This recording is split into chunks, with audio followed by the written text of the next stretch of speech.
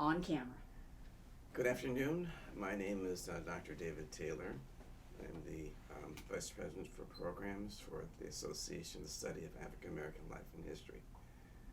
This is Friday, April 28th, 2017. We are at the Atlanta History Center interviewing former Lieutenant Colonel Oliver Murray, who served in Vietnam in the Army.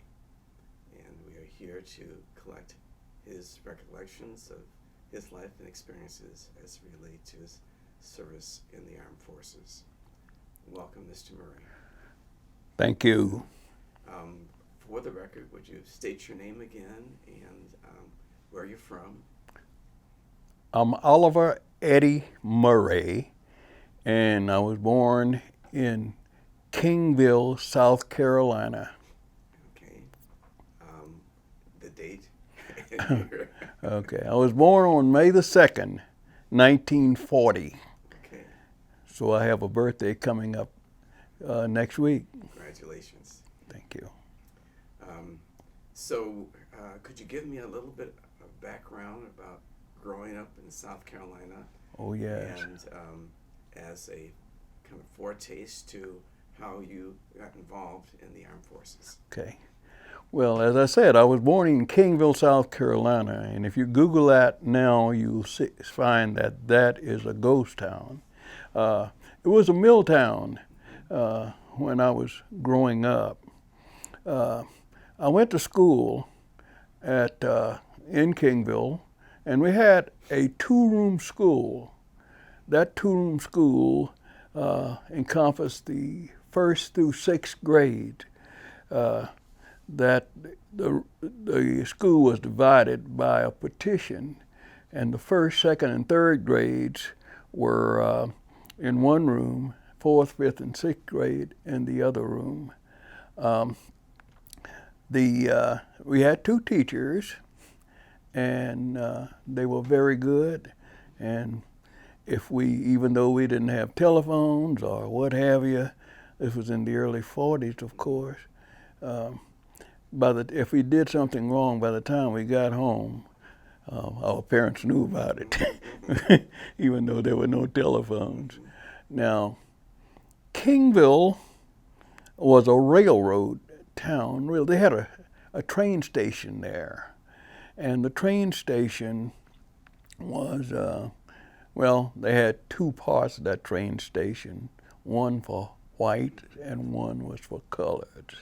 Okay, and if you went into one of the places that you weren't supposed to go, then they would let you know right off.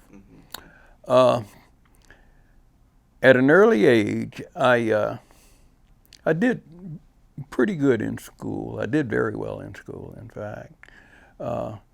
After I finished the 6th grade, we had to go to another school in Eastover, which was about 5 miles from Kingville. And at that time, we were bused over to Weber High School. Weber High School was named after one of the big wigs in that area in Eastover, anyway. I again did very well in high school. I made straight A's, and I was the salutatorian of my class. Now, that doesn't mean all that much because there were approximately 35 to 40 people in my class. But I had some people who really thought a lot of me at that time, and apparently recognized my potential. My coaches, because I played basketball, football, and baseball, and they helped me to get into college. I went to South Carolina State College at that time, and I graduated from high school in 1958, and went to South Carolina State in that same year, the fall of that year. Now, the funny thing is, tuition at South Carolina State in 1958 was $40 per semester. And we had another, for what they call a college fee. And that college fee was also $40 a semester. So for $80 per year, we could go to college. And believe it or not, we had a difficult time coming up with that $80 per year. But my parents did the best they could. So what were you studying in college? I studied business administration.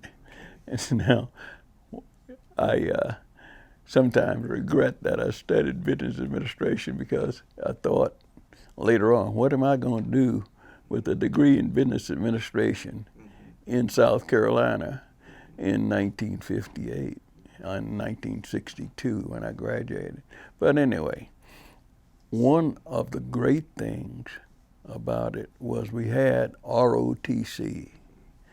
And in that we were a land grant college. In land grant colleges, you had to do ROTC, take ROTC for the first 2 years that you were in college. After that, after 2 years, you were given a test. They call it the RQ4, as I remember. And we looked forward to going into the service, because there were very few things that a black person could do in South Carolina in 1962, unless you wanted to be a teacher or a preacher. So that wasn't I didn't want to be a teacher or a preacher. So I was able to pass that RQ test, and I went into the advanced course. Now, that had its advantages too. What happened is that they paid you $27.90 a month, which was a lot of money. Well, more money than I was getting. And I didn't tell you this, but when I went to college, one of the folk from one of the teachers from my high school was able to get me on a work study program, and that really helped me out a lot. In fact, I still remember fondly the coach that I had, and some of the instructors who I thought did a real fine job with this piece of clay. So when you graduated, then you had a degree in business administration, and you had options, or few options as you explained it. Mm-hmm. And so you decided maybe the military might provide you with a way forward. Right. Okay. But what happened is, after you completed the advanced course and completed college, you were also commissioned as a second lieutenant in the Army. And I was commissioned when I graduated from college as a second lieutenant in the Army as an infantry officer. I did not go directly in the service when I graduated. I went to, what happened is I had orders to go into the service in 1963. I graduated in 1962.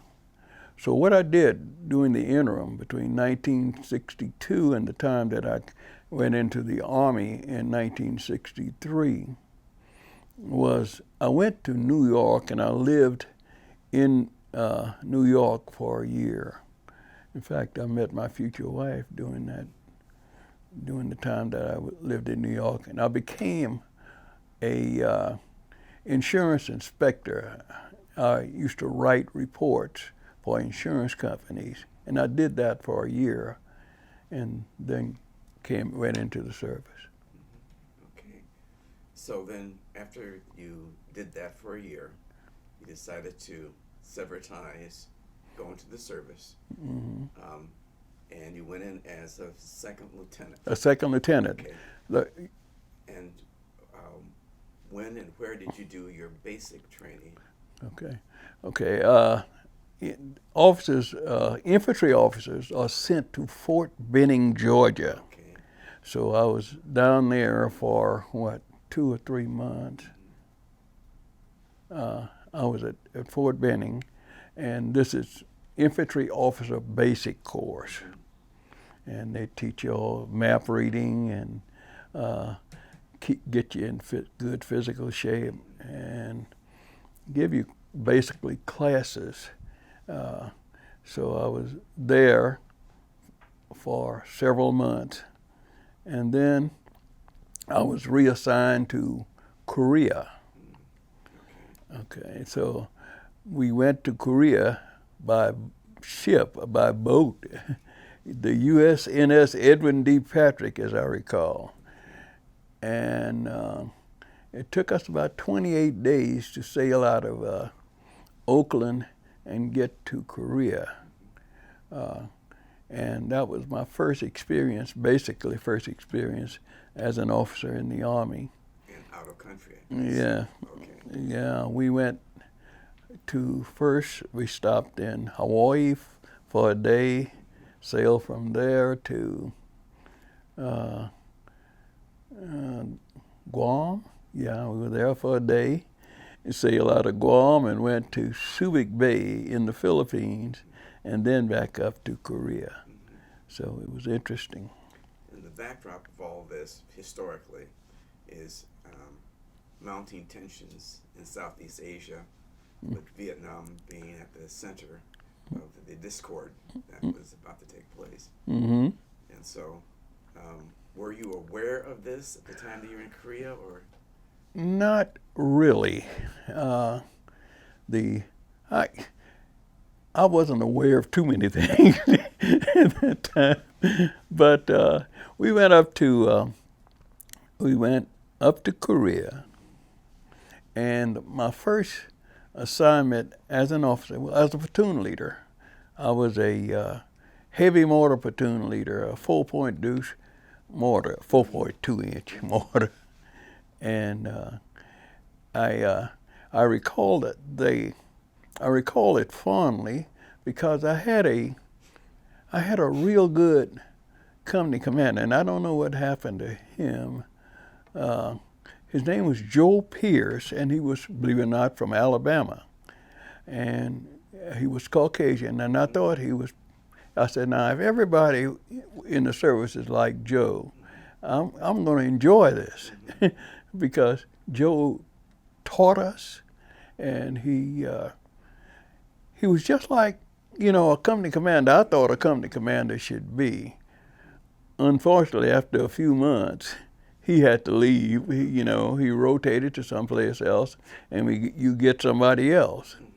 And that person was not quite as good as Joe. And, but anyway. Speaking of that, then was there any subtleties in basic and your formative training around the issue of race? Oh, yes. Oh, yes. Not so subtle. Yeah. Again, Joe I loved, and because you can tell when the subtleties are, when things are not as they should be. But the thing is, Joe gave, he treated us just like we were soldiers in the Army, and he was good. I don't think he had a precious bone in his body, and it amazed me because he was from Alabama, and I had always had my feelings with regards to Alabama. And later on, they were borne out. But the second guy I had was from California, and it appeared to me that he looked for things that were, black guys are supposed to do, and when you look for something long enough, you'll find it. Yeah. And he wasn't. I thought he was prejudiced, but anyway. Did you notice any discrepancies in the way that people were promoted in rank or afforded different work opportunities or experience predicated on race? Not at that time. Okay. Again, we were there for 13 months in Korea, and then you were reassigned to someplace else. I was reassigned to Fort Jackson, South Carolina. Back stateside, okay. Okay. And that was right at home. And again, at that time, I was still a second lieutenant, I believe, after 13 months. But when I went to Fort Jackson, we had I had a guy, I was given a company. I was assigned to a company. I was a company commander. And what you do as a company commander, basically you're responsible for three things: getting the people in shape, you're responsible for weapons, and you are responsible for getting them, making sure that everybody can qualify with their weapon. And you had what's called a graded test. And I knew I could do it because I was a good physical specimen. And my company, there were 4 or 5 companies in the battalion. And my company, in the first 2 cycles that I had, excelled. And but I had a battalion commander who thought that I wasn't very good, and that's putting it mildly. I decided, and this was in '64, early '65. I decided that, hey, I just need to get out of here. And Vietnam was coming along at that time. But just before I left, I had that battalion commander left Fort Jackson, and another guy came in. His name was a lieutenant colonel by the name of Richard E. Cavazos. Cavazos had served in World War II, and he was probably one of the most decorated Mexicans or Hispanic officers there was. And he basically, just before I left, I was already on orders. If I could have stayed at that time, I would have stayed because of Cavazos, because he really taught me a few things in the few months that I knew him. And by the way, he later became a 4-star general. He was a lieutenant colonel then, became a 4-star general, and I met him again during my career. But anyway, I went from there to Vietnam. I went to Vietnam in 1965. I was with the Big Red 1, the 1st Infantry Division, and we were out of Benoit. Okay. Did you have some question? No. Okay. I was going to move in that direction. Okay. Where did you serve? What region? Under? Okay. So we went to.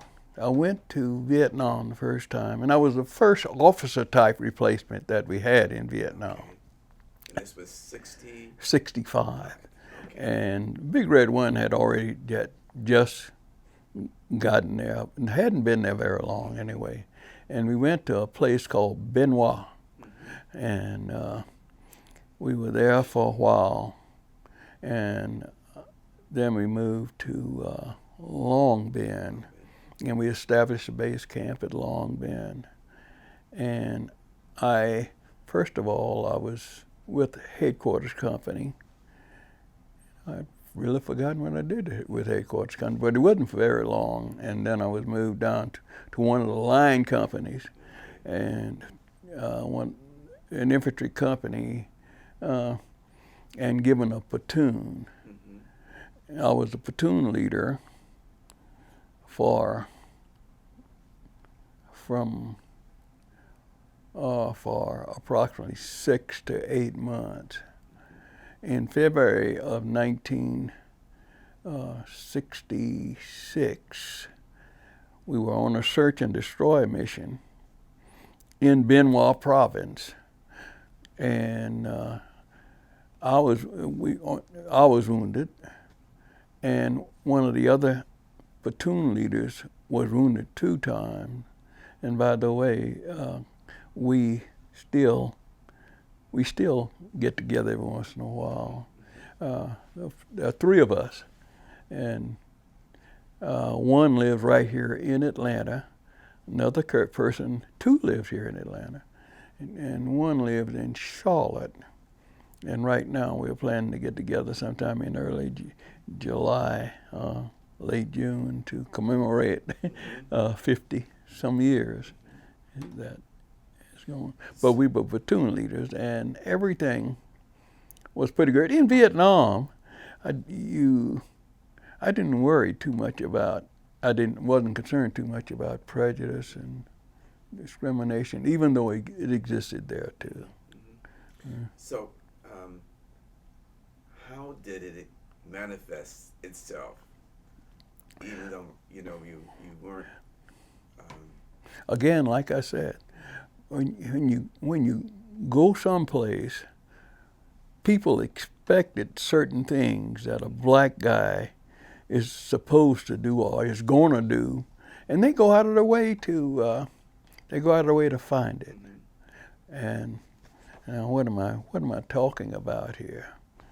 There are certain things that people think that a black guy is going to do, which are not good in a lot of cases.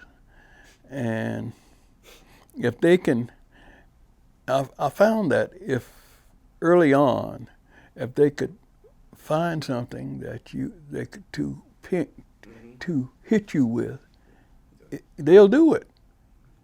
And the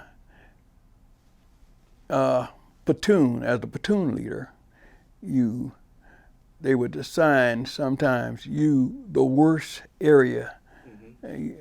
Assign your platoon the worst area to go into. Things like that. Yeah. And I remember it happening. I recall that black troops were given more Article 15s. Mm-hmm. Were reprimanded more. Mm-hmm. Had privileges taken away more in my company, as it were. Right. And were the least likely to advance. And they would promote people several times over before a black person could get to the same rank. Right. And again, but anyway, I was there for how long? For a year. Okay. And then I was reassigned to Fort Ord, California. Okay. Now, by that time, I'm getting to be a pretty senior lieutenant. Mm-hmm. And what normally happens is what would normally happen at that time is they would send you back to the advanced course. But I weren't sent to the advanced course. I was also, by the way, a reserve officer. Okay. And the difference between a reserve officer and a regular Army officer is they treat a regular Army officer with a lot more. They get a lot more privileges. But anyway, I didn't go to school, so I went to Fort Ord, California. I was assigned again a company. And I commanded that company for a year, and of course it did well. Again, I was in. You do the same thing with basic training companies. You're responsible for weapons, and the weapons, the test that the end of cycle test that I'm sure that you took, and you're responsible for. Ensuring that your people do what they're supposed to do. And I did well. At Fort Ord was probably I was most comfortable there, that the people were treating me fairly. But I got orders again to go back to Vietnam a second time. Say, Holloway, why didn't you get out of service? I decided that, hey, the service was better than South Carolina in the 60s. So I went back. The funny thing is, my daughter was being born at that time. I got married in 1965 also. Okay. So Was that before? Before I went to Vietnam. But Maddie came out, my wife Maddie, came out to Fort Ord, and we were there, and that was her first taste of being with the military. Okay. And how did she like that? Maddie had a difficult time early on, but she became better as time. It was just different for her. But anyway, by the time I got orders again in 1966 to go back, in 66 I got orders. No, it had to have been in 1967 that I got orders to go back to Vietnam. I was supposed to go back in November, but my daughter was being born at that time. My wife was pregnant, and so they allowed me to stay for a month or two longer in order for her to be born. So she was about 3 weeks old. My daughter, Sonia, was about 3 weeks old when I went to Vietnam for the second time. And where in Vietnam did you serve the second time around? I went to the 199th Light Infantry Brigade, perhaps one of the best assignments you could have in Vietnam, I reckon. And they were stationed where?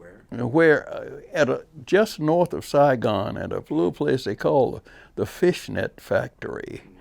And this was in 1968 now, in early 68. And of course, Tet was just winding down when I got there. And I became an S2 at that time, and that's an intelligence officer. What we did was we ran up and down the tributaries that ran into Saigon, and using a helicopter. And what happened is if somebody was out after curfew, then we engaged them, of course. And we had machine guns on there, and of course you could call in artillery fire. So, but anyway, I was in S2 for approximately 3 months, 2 to 3 months. And in May of 1968,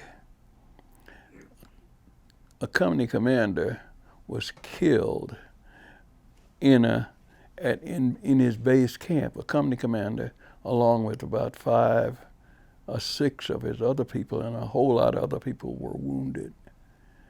And I was told to take over that company, and I did. And I had the company for approximately 6 months.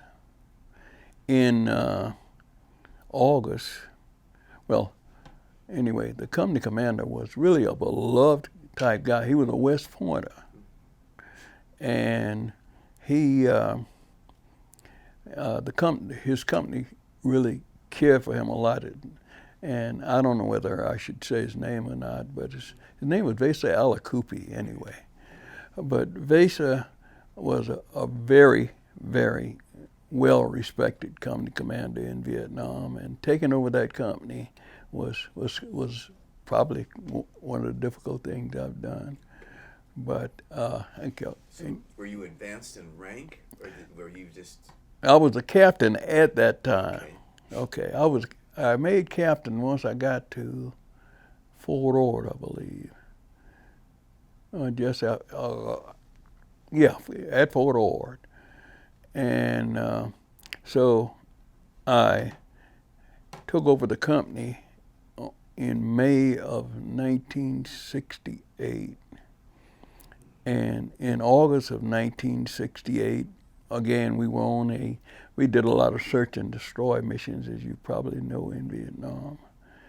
And I was engaged in a firefight. My company was engaged in a firefight in 1968, and in August of '68, and I was given an ORCOM with V for valorous actions, and that's how I got that particular award. About that time, General Fred Davison became the commander of the 199th Light Infantry Brigade. I don't know whether you can see this or not, but this is General Davison. General Davison was the first African American commander of a brigade-sized unit. And I really, as I said, that was probably one of the better assignments that I've ever had in my life. I was the company commander for a black general officer who was the first brigade-sized commander in the Republic of Vietnam.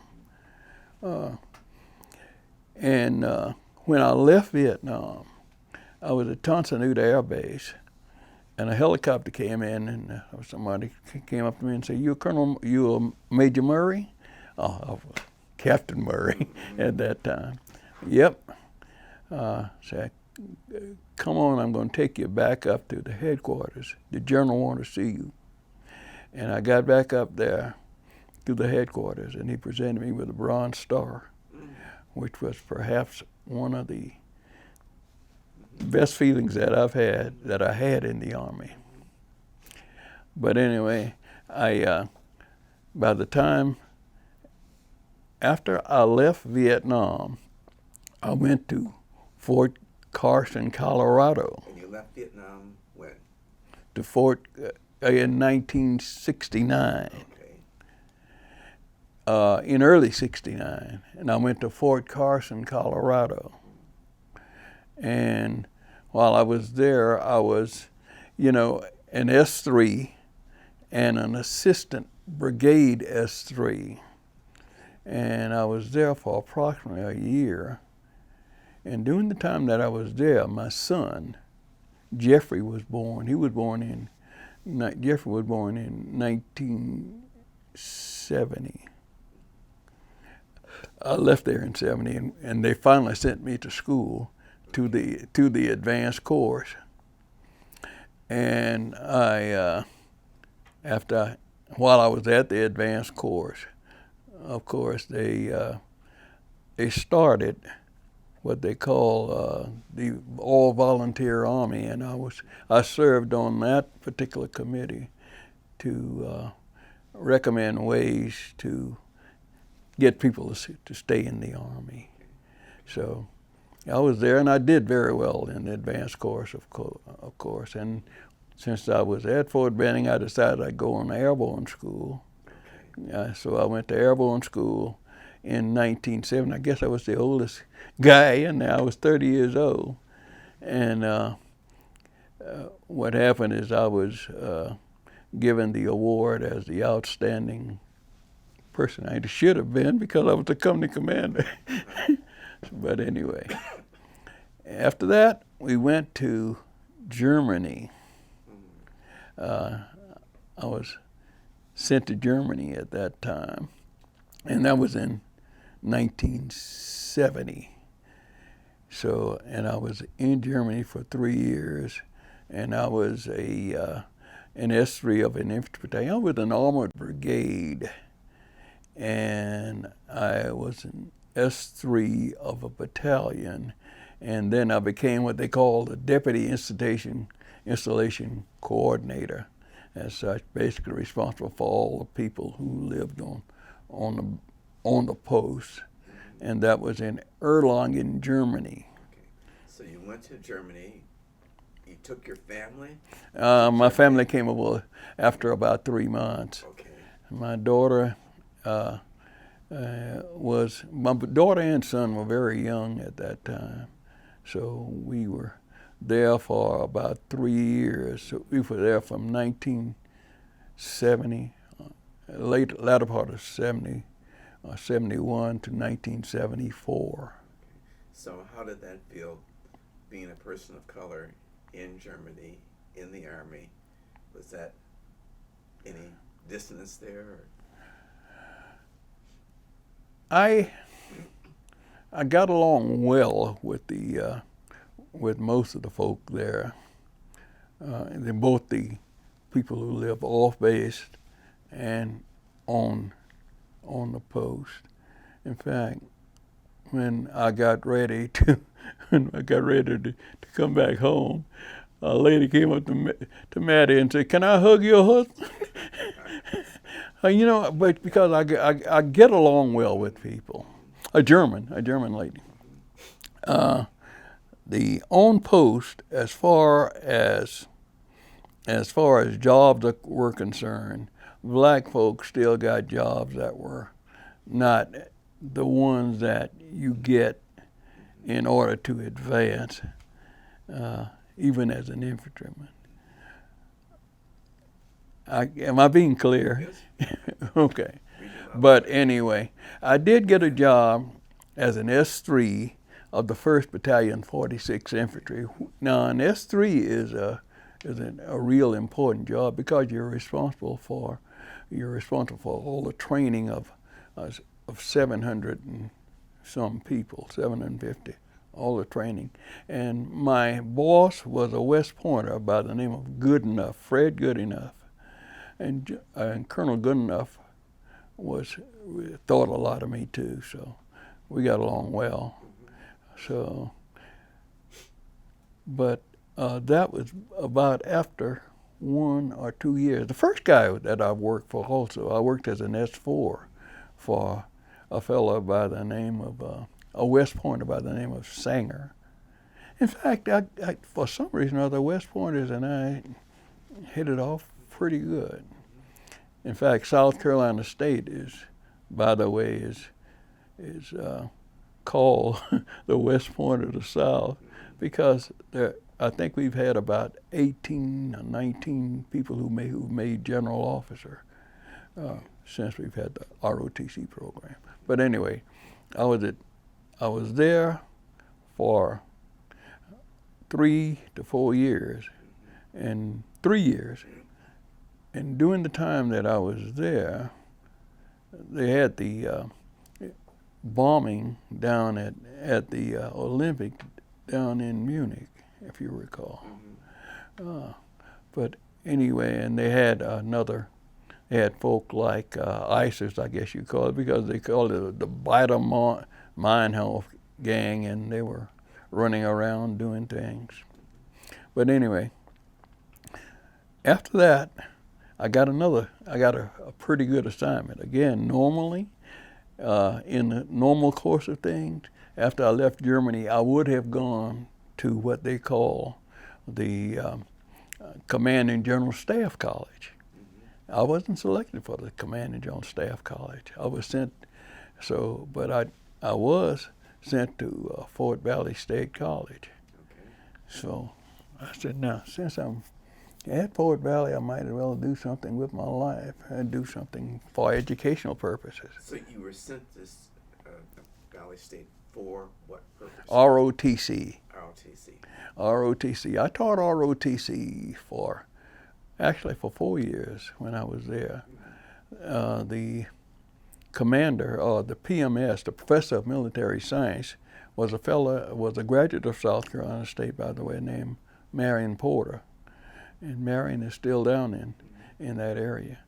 But anyway, while I was at Fort Valley, I got a master's degree in management. So I said, well, might as well do something in my life. And I started the Command and General Staff College by correspondence. Okay. So I was there for about 3 or 4 years, and I taught senior ROTC cadets. And I was one of the brightest things, the greatest things that happened to me when I was at Fort Valley is they selected me as one of the best instructors that they had. You know, they do a college type thing, and I was selected as one of the best instructors that they had. So that made me feel good. Could I digress just a bit? Sure. You're such a fountain of information. I want to get as much out of this as possible. During your tenure in the Army, the backdrop of the nation was a very turbulent time domestically. Oh, yes. And I can recall from my experiences that the news was filtered. You knew about some things, you didn't know about others, and you could sense that there was some tension around that, even in the armed forces. Oh, yeah. Could you talk a little bit about that and how you reconcile what you were hearing with what you're doing? Okay. When I was at Fort Carson, again, this was in 1969, 68, 69, after I left Vietnam. 69, after we left Vietnam. Went to Fort Carson. And they had as an S3, you were responsible for what they call garden plot. And, you know, that's when they had the shootings at, during that time, Kent State, if you recall, they had the Kent State shooting sometime during that period anyway. And the Army, believe it or not, had a contingency plan, that we were to execute should we had been told to go ahead and do it. There were also some unrest at some of the Army bases at that time, and the Army really became involved just on the periphery, I guess you'd say. So yes, there was some time. As the S3, I was, one of the things that I had to do was plan a movement from Fort Carson to Fort Campbell, Kentucky, for what they call garden plot. Okay, interesting.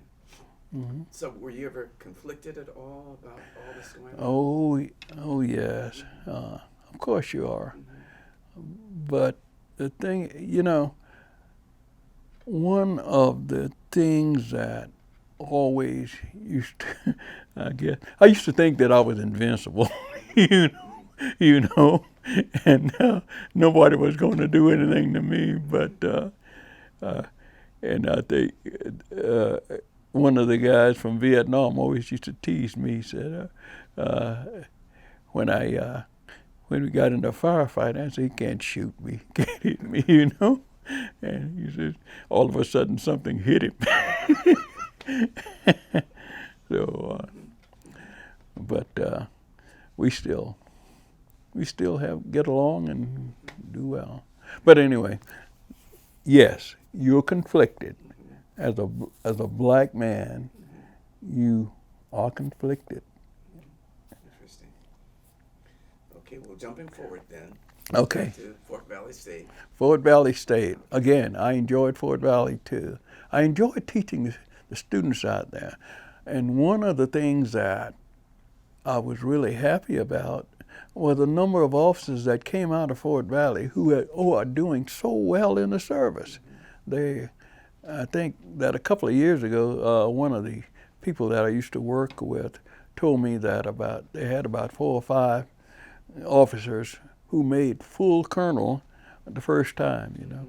And so they're doing well. And basically, Colonel Porter, the guy that I worked for, that was a very young program, and they are now, you know, they're colonels and generals. They're doing well. But anyway, I was there for 4 years. I got a master's degree in management from Georgia College and State University, and that was at night. And I started the Commanding General Staff College by correspondence. I said, since the Army is not going to send me, fine, I don't worry about it. I'll do it anyway. And when I left Fort Valley, I was a major at that time. Okay. When I left Fort Valley, I came here to Atlanta, to Fort McPherson, Georgia.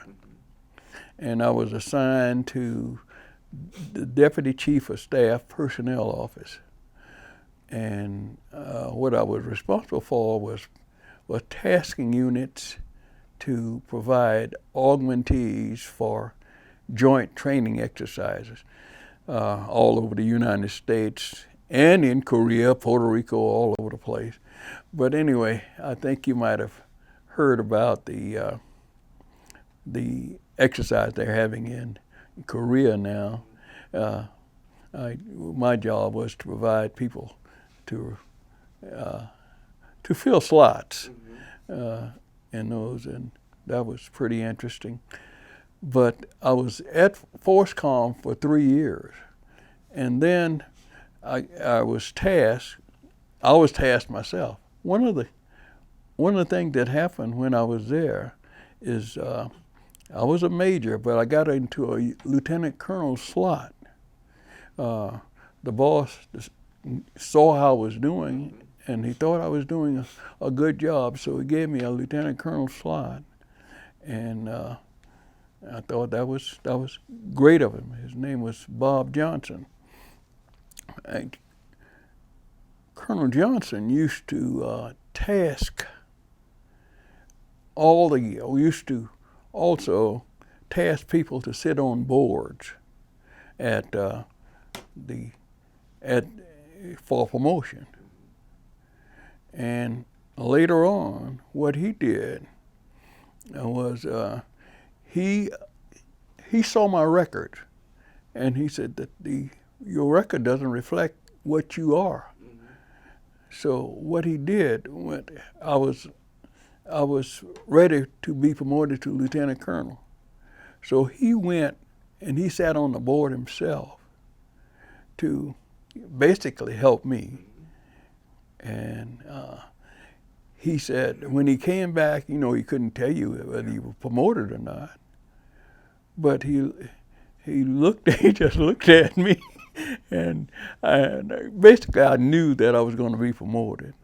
So and later on I was. When the list came out, I was on the list for promotion to lieutenant colonel, to lieutenant colonel. And I thank Colonel Johnson for that to this day, because if it weren't for him, I probably would not have been promoted to lieutenant colonel. So how many years in the military had you been up to that promotion? About 17. Okay. About 17 years. I was on the majors list for a long time. I had another colonel in Germany who told me, he said, if you're on the list, you're going to be promoted sooner or later, more than likely. But on this particular list for promotion to major, believe it or not, there's some people, it was just after the war, just after Vietnam. But some of the people that were on that list were riffed, Okay. and that's reduced to enforced. And so I don't know, I just kept my fingers crossed at that. And again, when I got to Fort McPherson, Colonel Johnson thought I was doing a good job. Also, this particular individual was there too, General Hall, General Jim Hall. General Hall, another graduate of Morehouse. And I don't know, he must have gone through ROT, he must have gone through OCS, because they didn't have ROTC at Morehouse. Okay. But anyway, he became a 3-star general. And he still lives here in Atlanta. And again, he was another good person that thought a lot of me.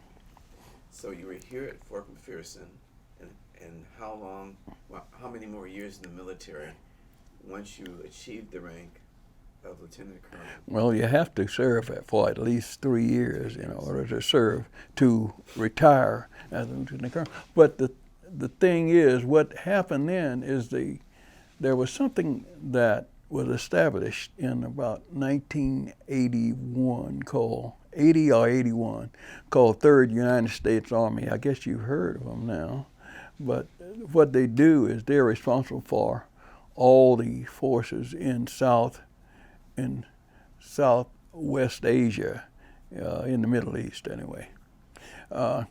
So me and a full colonel and another lieutenant colonel were selected to redo Third Army. So we did, and my job was as a personnel officer. I was responsible for hiring and writing job descriptions, etc., for I think it was about 450 people. And we did that, and just 3 of us, me, a fellow named Colonel Logan, and Dudley Budridge. And we did it. we reorganized Third Army. And Third Army is now the Army portion of, it's called RCENT, and it moved several years ago from Fort McPherson when Fort McPherson was closed down, it moved to Shaw Air Force Base, and it's there now. Okay, and where's the Air Force Base? Shaw, that's in South Carolina, okay. Just outside of Sumter, Okay. South Carolina. After that, I retired in 1984. And I retired as a lieutenant colonel, and I was 44 years old. And I said, hell, I'm too young to sit around and watch cars and things along that line. So I decided to go to law school. So I went to law school. I went to Atlanta Law School, and which is now, it was a non-accredited school. And I decided that I completed law school in 1980.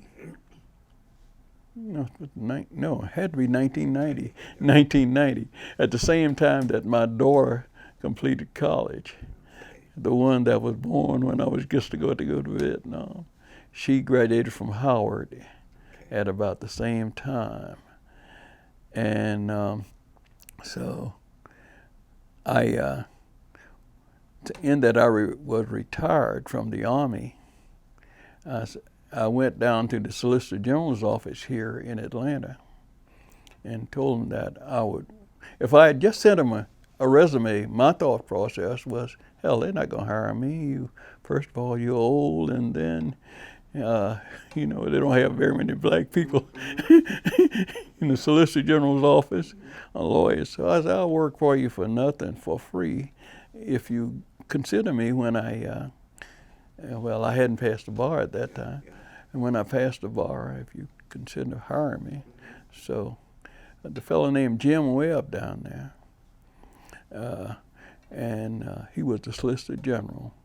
And there was his deputy.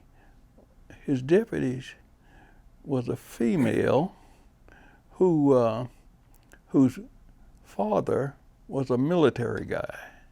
So I went and talked to her. So they let me work down there for nothing. So I became an investigator and passed the bar. Okay. And then, believe it or not, he hired me. And I was an assistant solicitor prosecuting misdemeanors for about 18 and a half years at Fulton County. I worked for Paul Howard, and I worked for Carmen Smith. And in the latter part of, in about 2008, 2009, I became, that Agent Orange started to work on me. So my head started to hurt. And for some reason or other, and I have no idea why, but I had to take a leave of absence for about 3 months. After that, I found out that I had prostate cancer.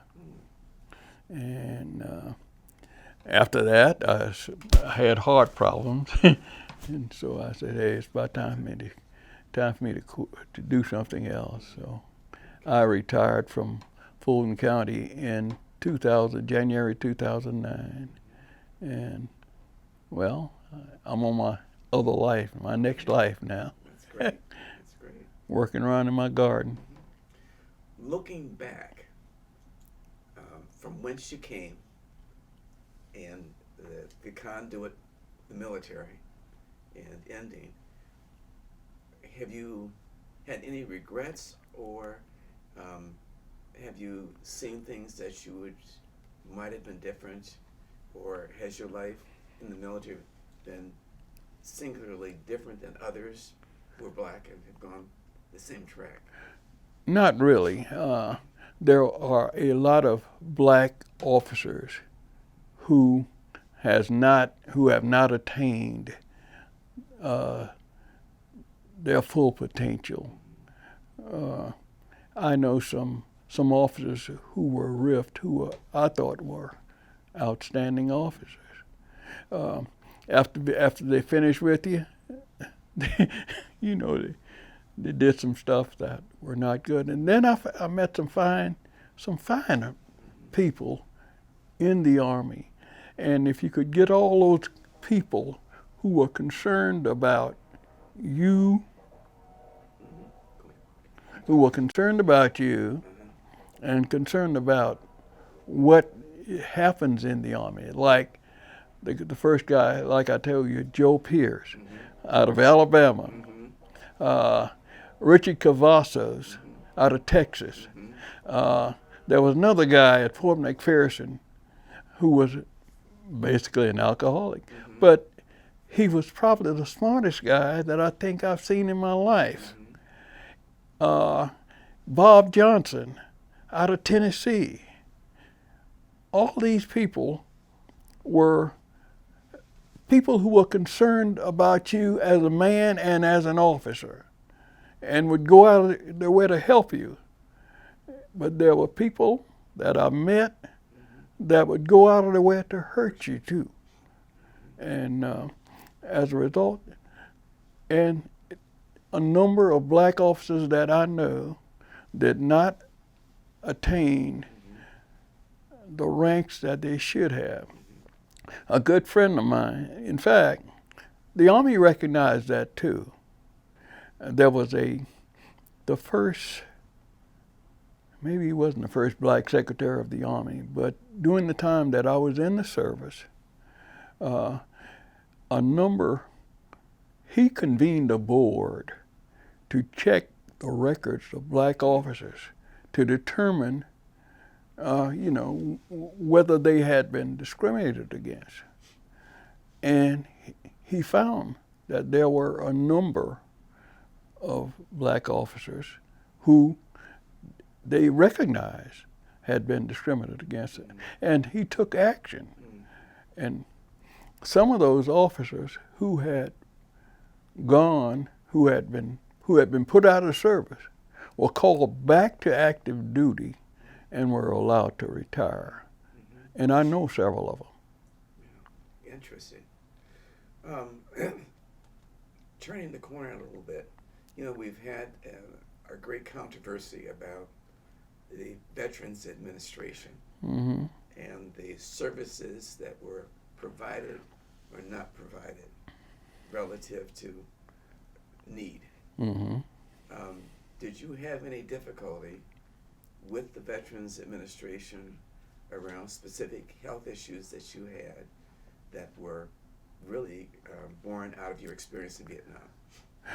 the problem that I had with the Veterans Administration was was how they rated you as far as disability is concerned. I'm currently rated at 100% disabled, but as a lawyer, I tried to do it myself, and I tried, to let them know the problems that I've had. As such, there were some things that were wrong with me that were caused by that Agent Orange that rendered me 100% disabled. And I retired from Fulton County because of the fact what Agent Orange had done to my body. And I apparently couldn't convey that to the VA. So what I did was I went down to, and I got up to 90%, and they would not give me the 100%. So I did go down to talk to one of the Veteran Services Organization, and he really helped me, and that is what I would recommend to any veteran. Talk to those Veteran Services Organizations. They are the ones who do this on a daily basis. As a lawyer, I used to think that I was pretty bright, but I couldn't convince them that I was. But anyway, the first time when I went down there, I talked to my doctor, who I got to write a letter for me, and then I went to the Veteran Services officer, and I was rated at 100%, and that was last year, and I've been trying since forever. Well, it took me 5 years to get 2%. So yeah, it's a task. It really is. And if you went to Vietnam, and it's recognized that prostate cancer, heart disease, ischemic heart disease, diabetes, all are caused by that Agent Orange. Yeah. Well, you sound like you've had a very full life. Had you had an opportunity to travel independent of the Army once you... Oh, my wife and I go on cruises every year. Yeah, okay. Good. Mm-hmm. And in fact, Sonia and Jeffrey, my children, are going with us this year in July. We're going back down to the Caribbean. So we look forward to that. Now, I used to tell everybody that I'm Sonia Murray's father.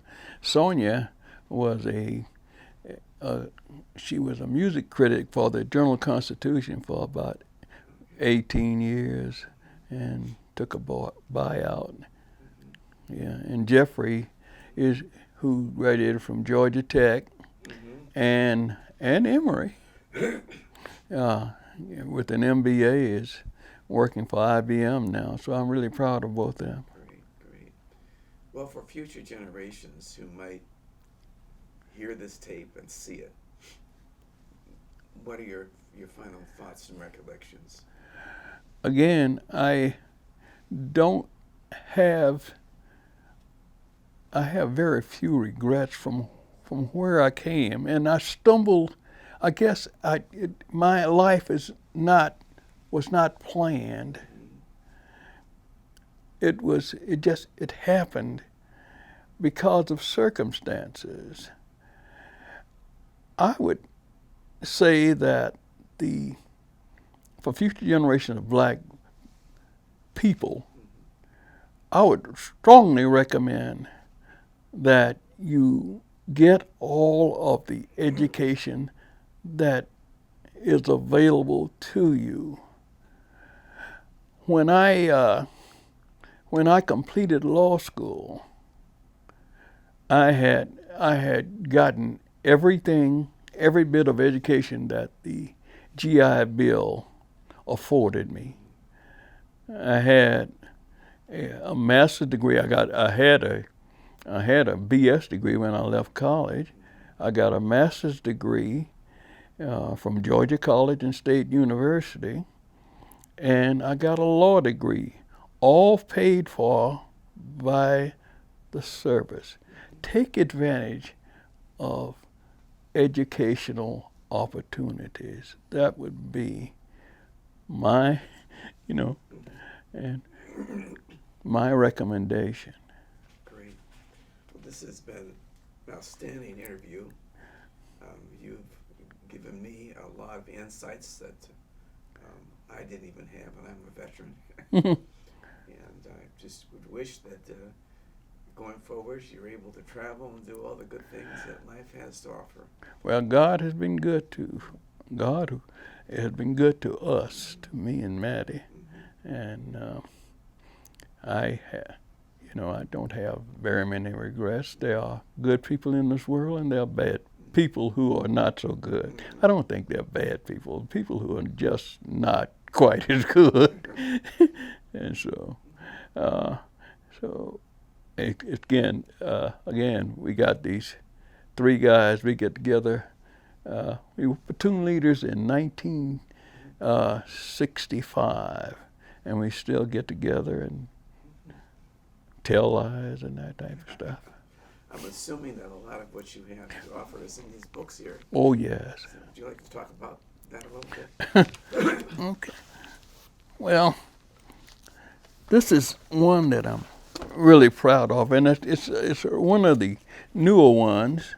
And this was done when I retired from Fulton County. This was my boss. Hold it against your chest. Okay. That was my boss, Carmen Smith. And Carmen just left Fulton County also. She's no longer the Solicitor General. This is Cynthia McCarthy. Cynthia, since I've been with Fulton County, she's lost her father, her mother, and a brother. But she's just one of the most unselfish people I think I've ever met in my life. And she was my boss when I left Fulton County. She's still there as the Senior Assistant Solicitor General. And the rest of this stuff is just things that were written by people with whom I work. And it's something that I enjoy taking a look at every once in a while. This is Mark Johnson. Mark Johnson lives in North Georgia now, but he was an investigator with me. And I enjoy Mark so much because he's, again, if you note that he's Caucasian, but Mark was probably one of the best people I think I've met in my life. And all of this stuff is just, yeah. So, okay. Children, I love children. This is a picture of me in Vietnam. Okay. Mm-hmm. Machine gunner. Okay. Very close. Yeah. In Vietnam. Let me see there. I mentioned Fort Ord. This is me at Fort Ord, California. Okay. And that is Colonel Jack Sampson. Colonel Sampson was an interesting person. He was from Klamath Falls, Oregon. And what he did is he was in World War II. He was in Korea, and he came back, and somehow or other he came back on active duty during the Vietnam War. But he, again, was a good man.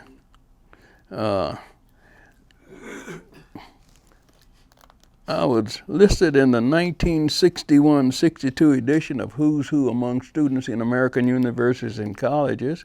Again, that was a really proud moment for me. And again, this is me and General Fred Davison in Vietnam. Do you have your Purple Heart citation in there? It's on the board here. I don't have the citation in there, but I got a couple other citations. Anyway. And I got some things here. Now, wait a minute. This was an air. I had got 3 air medals. We used to run in helicopters all the time. And what is an infantry guy doing with an air medal? But I got 3 of them. What happened is that we used to do in Vietnam. What happened is we would fly helicopters, of course, and you had once you get 25 hours, you were able to get an air medal. Okay. Now, what does that do? There's one good thing about an air medal. You can get a license plate now. A license plate that you don't have to pay for. I have a whole lot of. I got a number of awards. This, of course, I like. It's a Bronze Star. Yeah. Okay.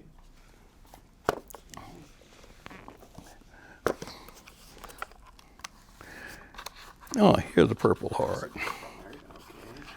Okay. Right there. Okay. Now, did I tell you how I got this Purple Heart? No, you did not. I got the Purple Heart on February the 12th of 1966. We were again on a search and destroy mission, and a round apparently came through a tree or something, and it lodged right under the skin in my head. And in that we were in the jungle. I couldn't, a helicopter couldn't land to get us. Another friend of mine was injured twice that day. But anyway, what happened is the helicopter hovered above the jungle and they lowered down a stretcher and pulled me up through the canopy. And I think I was more afraid going up through the canopy than I was on the ground. But anyway, I was just in the hospital for a couple of days. Looked like everywhere I went, they gave me, this is not one I thought. That was I thought it was my own commendation medal. This, of course, is the Meritorious Service Medal. I got this one when I retired from the Army, and Meritorious Service Medal. And I have about 4 Army Commendation Medals, and I thought I had them, but I don't. That's good. We enjoy seeing what you had. Yeah. Yeah. But anyway, God has been good. Yeah. This about ends our hour or so. Again, very appreciative of the time that you've taken to come over and share these stories with us. It's going to be most important for future generations to hear your voice and it live with you through your recollections. And I would hope that somehow this material will enter into some book form or another to inform future generations. God is good. And I thank you very much for having me. Well, thank you. Thank you so much for coming and taking the time. All right. Okay.